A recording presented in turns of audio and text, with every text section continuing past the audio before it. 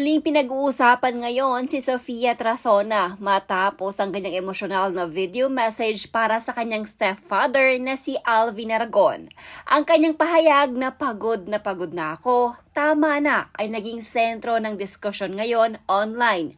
Kasunod ng panibagong panayam ng aktor nitong Webes, February 19.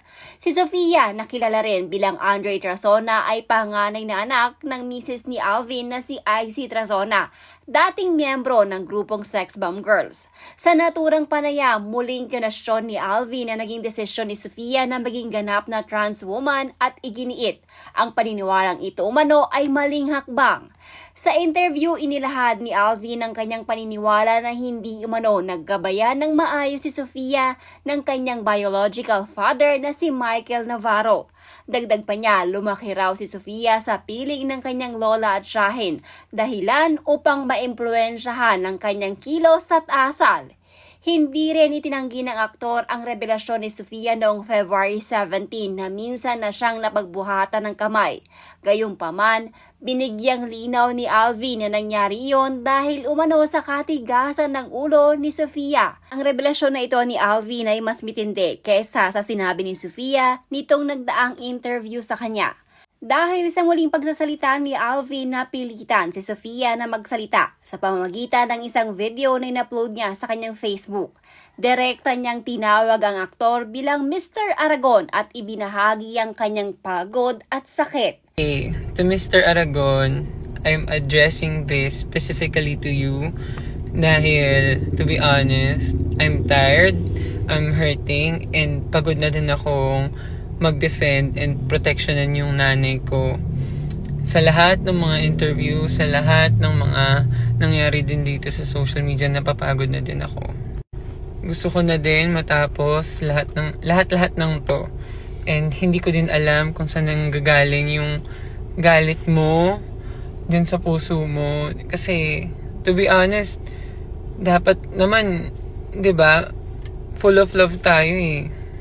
Pero wala naman kasi talagang perfect na Christian. Pero at the same time, bakit wala nang grace, wala nang compassion, di mo kayang magbigay ng grace and compassion. Tapos, bakit kailangan mo sirain yung sarili mo? Bakit kailangan mo din ako sirain?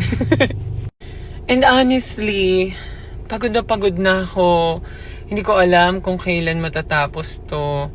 I even protected you sa isang interview. Hindi ko nga sinabi na sinakal mo ko, 'di ba? Pero yun talaga yung totoong nangyari. I even choked for how many seconds bago mo tinigil yung sakal na yun. Pero nung time na yun, hindi ko pinersonal yun dahil akala ko nung time na yun, normal lang yung ganung pagdidisiplina. Pero habang lumalaki ako, mali pala talaga yun.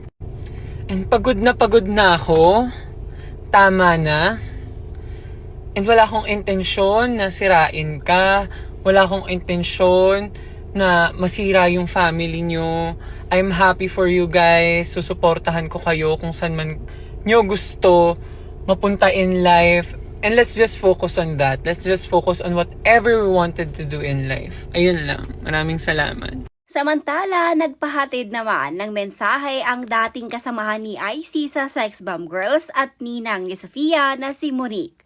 Ayon kay Monique ay darating din umano ang araw na magkikita sila ng kanyang inang si IC in God's perfect time. Pagpapatuloy pa nito, lagi daw sanang tandaan ni Sofia na mahal siya ng kanyang ina. Mahal ka ng mami mo, ina, anak. Yan lagi mong tatandaan. In God's perfect time, magkikita din kayo. God is loving and full of grace and compassion. Huwag ka magduwel sa mga sinasabi ng tao, kundi magpatuloy ka sa personal mong relationship kay Lord.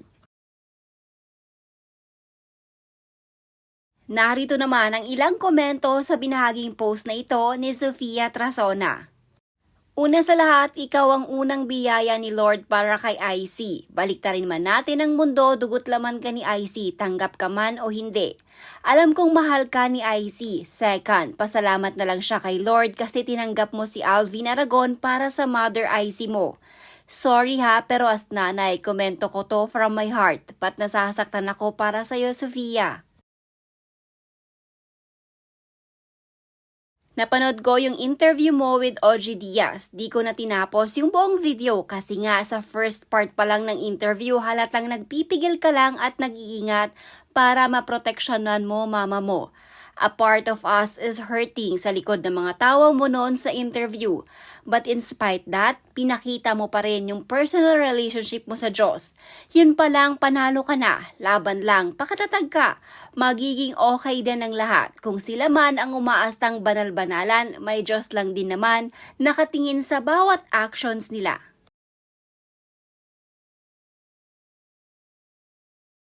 Wala kang dapat ipaliwanag, walang mali sa'yo as long as masaya ka sa ginagawa mo.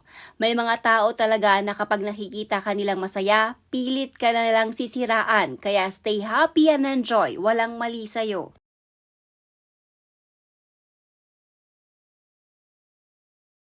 Triggered na naman si Saint Alvin. Anyway, so proud of you for standing up for yourself. Na-imagine ko ang everyday hell day sa buhay nyo. Ang lakas mo to survive that.